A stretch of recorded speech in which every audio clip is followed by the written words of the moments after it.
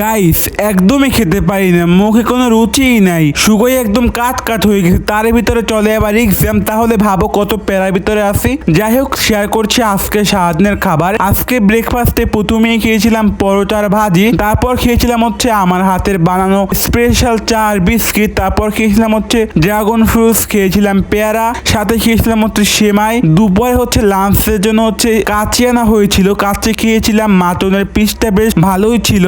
তারপর খেয়েছিলাম হচ্ছে ফ্রোজেন পরোটা আর হচ্ছে গরুর মাংস, সাথে খেয়েছিলাম পুডিং। বিকালে বাইরে গিয়েছিলাম, খেয়েছিলাম পিৎজা, সাথে খেয়েছিলাম হচ্ছে খেতা পুরি, আরো খেয়েছিলাম হচ্ছে পরোটা আর হচ্ছে চিকেন।